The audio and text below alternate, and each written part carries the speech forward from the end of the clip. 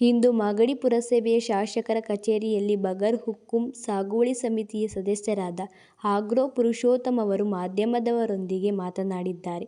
ಸಾಗುವಳಿ ಚೀಟಿಗಾಗಿ ಅರ್ಜಿ ಸಲ್ಲಿಸಿರುವ ರೈತರು ಅಗತ್ಯ ದಾಖಲೆಗಳೊಂದಿಗೆ ಬಗರ್ ಹುಕುಂ ಸಾಗುವಳಿ ಸಮಿತಿಯನ್ನು ಸಂಪರ್ಕಿಸಿದರೆ ಸೂಕ್ತ ನ್ಯಾಯವನ್ನು ಒದಗಿಸಲಾಗುವುದು ಎಂದು ತಿಳಿಸಿದ್ದಾರೆ.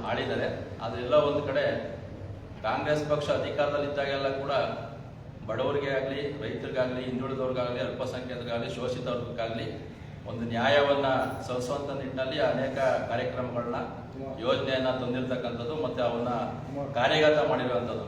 ಅನೇಕ ಉದಾಹರಣೆಗಳನ್ನ ನಾನು ಹೇಳಬೇಕು ಅಂದರೆ, ಉಳುವವನೇ ಭೂಮಿ ಒಡೆಯ, ಮತ್ತು ಮನೆ ಇಲ್ದವ್ರಿಗೆ ಮನೆಯನ್ನು ಕಟ್ಟಿಸ್ಕೊಡುವಂಥದ್ದು, ಮತ್ತು ಸೈಟ್ ಇಲ್ದಿದ್ದವ್ರಿಗೆ ಸೈಟನ್ನು ಕೊಡುವಂಥದ್ದು, ಮತ್ತು ಇನ್ನೂ ಅನೇಕ ಕಾರ್ಯಕ್ರಮಗಳನ್ನ ಈ ರಾಜ್ಯದಲ್ಲಿ ಕಾಂಗ್ರೆಸ್ ಸರ್ಕಾರ ಬಂದಾಗೆಲ್ಲ ಕೂಡ ಒಳ್ಳೆ ಉತ್ತಮವಾದ ಒಂದು ಯೋಜನೆಗಳನ್ನು ಹಾಕೊಳ್ತಾ ಬಂದಿದೆ. ಅದೇ ರೀತಿಯಲ್ಲಿ ಕಾಂಗ್ರೆಸ್ ಪಕ್ಷ ಇದ್ದಾಗಲೇ ಕೂಡ ಈ ಬಗರ್ ಹುಕುಂ ಸಾಗುವಳಿ ಏನೈತೆ, ಅನೇಕ ರೈತರು ಈ ರಾಜ್ಯದಲ್ಲಿ ಸುಮಾರು ಲಕ್ಷಾಂತರ ರೈತರುಗಳಿಗೆ ಬಗರ್ ಹುಕುಂ ಅಕ್ರಮ ಏನು ಗೋಮಾಳ ಜಮೀನಿನಲ್ಲಿ ರೈತರುಗಳು ಅನೇಕ ವರ್ಷಗಳಿಂದ ಉಳುಮೆ ಮಾಡಿಕೊಂಡು ಬರ್ತಾ ಇದ್ರು. ಅವ್ರಿಗೆಲ್ಲರೂ ಕೂಡ ಒಂದು ಸ್ವಾವಲಂಬಿ ಜೀವನವನ್ನು ಆ ರೈತರಿಗೆ ಕಲ್ಪಿಸ್ಕೊಡ್ಬೇಕು ಅಂತ ಹಿಂದೆ ಅನೇಕ ನಮ್ಮ ಕಾಂಗ್ರೆಸ್ ಪಕ್ಷದ ಮುಖ್ಯಮಂತ್ರಿಗಳೇ ಈ ಯೋಜನೆಯನ್ನು ಜಾರಿಗೆ ತಂದಿದ್ರು.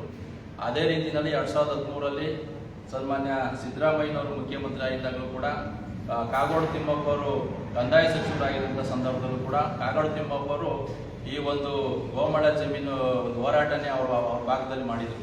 ಯಾಕೆಂದರೆ ಯಾರ್ಯಾರು ಆ ಗೋಮಾಳ ಜಮೀನ ಉಳುಮೆ ಮಾಡಿಕೊಂಡು ಸಾಗುವಳಿ ಮಾಡ್ತಾ ಇದ್ದಾರೆ ಅವ್ರಿಗೆಲ್ಲರಿಗೂ ಕೂಡ ಒಂದು ಸರ್ಕಾರದಿಂದ ಅವ್ರಿಗೆ ಒಂದು ದಾಖಲಾತಿಗಳನ್ನು ಒದಗಿಸ್ಕೊಡ್ಬೇಕು, ಅವ್ರ ಹೆಸರಿಗೆ ಖಾತೆಯನ್ನು ಮಾಡಿಸ್ಕೊಡ್ಬೇಕು, ಮತ್ತು ಅವ್ರಿಗೆ ಹಕ್ಕುಪತ್ರನ ಇಶ್ಯೂ ಮಾಡಬೇಕು ಅನ್ನೋ ಒಂದು ಹೋರಾಟ ಅವರು ಅನೇಕ ವರ್ಷಗಳಿಂದ ನಡೆದಿತ್ತು. ಅದೇ ರೀತಿಯಲ್ಲಿ 2017-18ರಲ್ಲಿ ಅನೇಕ ಜನರಿಗೆ ಈ ರಾಜ್ಯದಲ್ಲಿ ಹಕ್ಕುಪತ್ರವನ್ನು ಕೊಟ್ಟಿದ್ದಾರೆ.